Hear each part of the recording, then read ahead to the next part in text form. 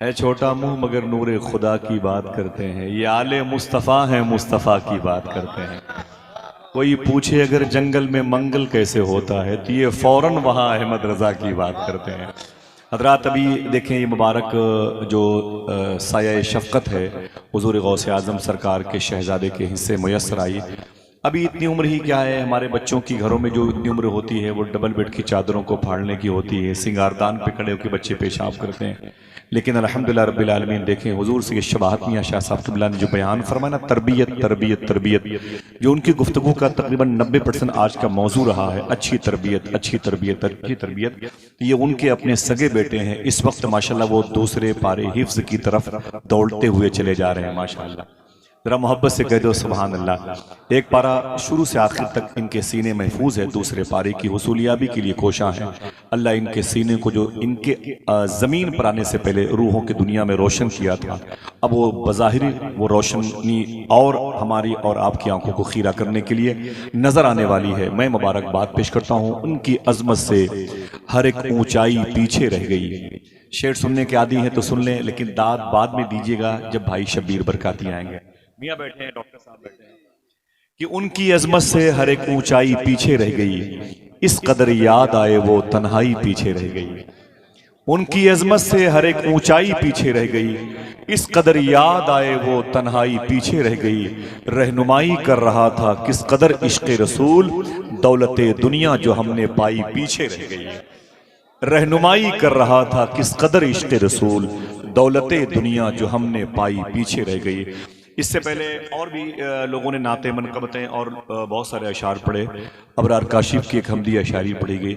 शायरी जो है ना वो दिल की आवाज़ का नाम है, सोज़े दुरूं का नाम है। ये दिल की कैफियत का वारदात क़ल्बी है। शायरी मेहनत के बलबूते पर होती है तो मशहूर होती है, लेकिन अगर अता की बुनियाद पर होती है तो मकबूल होती है। आप यहाँ पर बिला वजह नहीं बैठे कि आप घर में ज़मीनें नहीं हैं, बेड नहीं है, बिस्तर नहीं, चादरें नहीं है, घर से भगा दिए गए। ना ना ना ना, कोई बेस है, कोई रीजन है, कोई सबब है। आपके बैठने की वजह क्या है? मैं एक बात बताता हूँ, छोटी सी 1 से 1.5 मिनट की बात है, उसके बाद मुझे ना सुनना है और आपके कदमों के नीचे बैठ के सुनना भी है, उसे देखना भी है। लोगों ने कह रखा है कि ये मोहतरम शब्बीर बरकाती साहब बिलाल हबशी रज़ी अल्लाह तआला अन्हु की औलादों में से हैं। नहीं, ये उनका अपना हुस्न ज़न है। वो तो इथोपिया की ज़मीन पर पैदा हुए थे और मदीने मुनव्वरा में हुजूर की गुलामी अख्तियार की, और ऐसा आशिक़ सादिक़ ज़मीन के जजीरे पे न देखा गया। और फिर मुल्क शाम के एक अजीम शहर जो वहाँ की राजधानी है, जिसे दमिश्क कहते हैं, वहाँ एक अजीम कब्रस्तान है जो बाबू सगीर कब्रस्तान है। उसी कब्रस्तान में अगर आप सुभान अल्लाह कहने का वादा करो, बता दूँ, इसी कब्रस्तान में मखदूमा सकीना और ज़ैनब आराम कर रही हैं। इसी कब्रस्तान में हज़रत अमीर मुआविया आराम कर रहे हैं। इसी शहर में जनाब खालिद इब्न वलीद आराम कर रहे हैं। इसी शहर में हज़रत सुल्तान सलाहुद्दीन अय्यूबी आराम कर रहे हैं। इसी शहर में उमर बिन अब्दुल अजीज़ आराम कर रहे हैं। इसी दुनिया की सबसे अजीम कब्रस्तान में बाबू सगीर में एक तरफ हज़रत बिलाल हबशी भी आराम कर रहे हैं।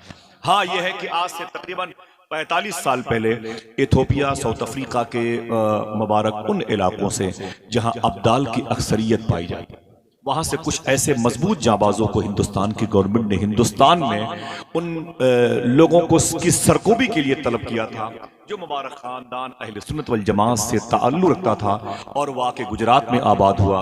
वहाँ की कोख से निकला, वो गोंडल में आया, उसी के करीब में उसकी शादी हुई। गोंडल कहाँ पर है? ये अहमदाबाद से तकरीबन 4 घंटे का फासला है।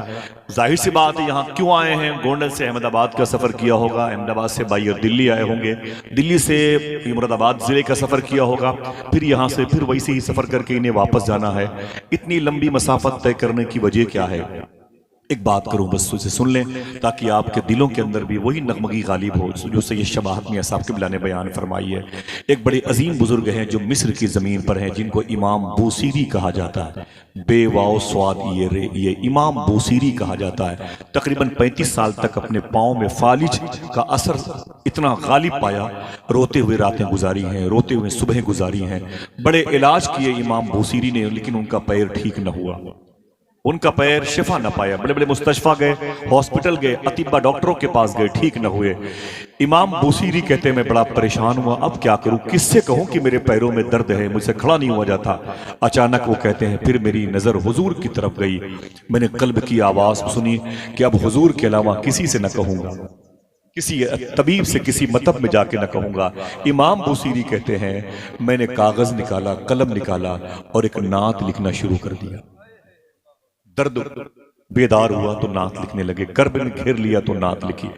सूफिया फरमाते हैं बेटियों की शादी ना हो तो नात पढ़ा करो, कारोबार कमजोर हो जाए तो नबी की नात पढ़ा करो, तुम्हें हालात जमाना अपनी गिरफ्त में ले ले तो नबी की नात पढ़ा करो। समझे, नबी की नात का कमाल ये है, नबी के जिक्र का कमाल ये है। बकौल सूफी सुल्तान मियां, हुजूर के जिक्र का कमाल ये है कि हुजूर की मौजूदगी में होता है। इस जुमले को याद रखिएगा। इमाम बुसीरी कहते हैं मैंने नात लिखनी शुरू कर दी, अगर खुश होने का वादा करो बता दूं, अभी वो कहते हैं कि मैंने तकरीबन 160 अशआर लिखे थे। कितने? 160 अशआर लिखे मैंने। इमाम बुसीरी फरमाते हैं ये मिस्र की ज़मीन में आराम कर रहे हैं, वही मिस्र की ज़मीन है जहाँ पर शेख अबुल हसन शाज़ली आराम कर रहे हैं, वही मिस्र की ज़मीन है जहाँ गुम्बद खदरा बनाने वाले शेख मंसूर कलाउनी आराम कर रहे हैं। इमाम बुसीरी कहते हैं मैंने 160 नात के शेर लिखे, कागज़ और कलम को तकिए के नीचे रखा, रोते रोते सो गया। कहते ख्वाब में हुजूर तशरीफ लाए। दिल से बोलो हुजूर आ सकते हैं कि नहीं? ना ना ना ना ना, जिसका अकीदा है वही बोले हुजूर आ सकते हैं कि नहीं। बोलो बोलो आ सकते हैं कि नहीं। हमारा अकीदा है हुजूर आपकी आवाज को जानते हैं कि नहीं जानते। हाँ, हमारे एतकाद में तयक्कुन के साथ शामिल है। हम तो कहते हैं हुजूर हमें जानते, जो कहता है हुजूर ये नहीं जानते, हुजूर ये नहीं जानते, उससे बता दो कि हुजूर तेरे इस ना जानने को भी जानते। समझ में? हुजूर तेरे इस ना जानने को भी जानते। इमाम बुसीरी कहते मेरे ख्वाब में हुजूर आ गए, जब मेरे आका सल्लल्लाहु अलैहि वसल्लम आए तो मैं वही नात हुजूर के सामने पढ़ने लगा। मेरे आका ने क्या फरमाया, मैं रोने लगा, मेरी आंख से आंसू निकले, मैं चुप हुआ तो हुजूर ने क्या फरमाया, बुसीरी जो नात तुमने लिखी है मुझे भी सुनाओ। ये चंद आवाजें आई हैं, इन आवाजों को मजबूत करो। मुझे अच्छा लगता है, क्या हंगामा शायरी है वो, बड़ी दुनिया देखी गई। इमाम बुसीरी कहते मुझसे हुजूर ने कहा जो नात तुमने लिखी है मुझे भी सुनाओ। तो इमाम बुसीरी कहते फिर मैंने वो नात साहिब नात के सामने पढ़ना शुरू किया। अगर खुश होने का वादा करो बता दूं वो नात कौन सी है। कौन ऐसा शख्स है जिसको उस नात का शेर याद नहीं? मौला या सल्ली व सल्लिम दाइमन अबदा, अल्लाह अकबर अल्लाह अकबर। इमाम बुसीरी कहते हैं अभी कम अबरात वाले शेर पर पहुंचा था, हुजूर ने मुझे रोक दिया, फरमाया ठहर जाओ। मैं रुक गया तो हुजूर ने अपने कांधे से मुबारक चादर शरीफ उतारी। इमाम बुसीरी कहते हैं मेरे कांधे पर रख दी।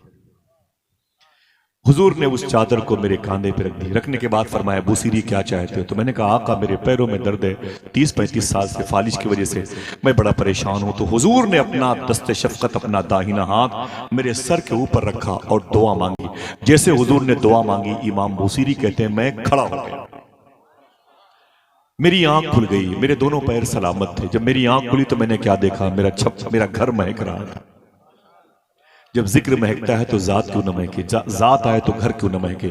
इमाम बुसीरी कहते हैं मेरा घर महक रहा था, मेरा घर खुशबूदार था। मैंने देखा तो दोनों पैर मेरे सलामत थे। और अगर खुश होने का वादा करो बता दो, इमाम बुसीरी कहते हैं जो चादर नबी ने ख्वाब में दी थी जागने के बाद मेरे कांधे पे रखी।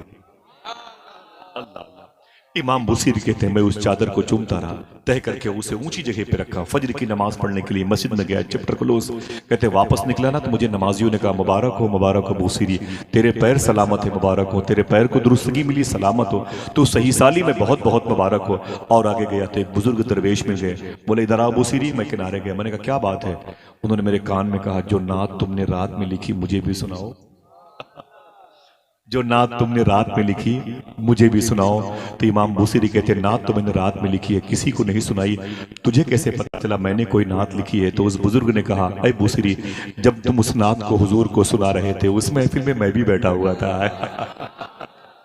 सब्ज शजर का पत्ता लाओ, नात नबी की लिखनी है, शाखे हिना का खामा लाओ, नात नबी की लिखनी है, इनसे काम नहीं चलने का, ये सब लफ्ज अधूरे हैं, जैसी जात है वैसा लाओ, नात नबी। बड़े अदब से गुजारिश कर रहा हूं, बड़ी मोहब्बतों के साथ।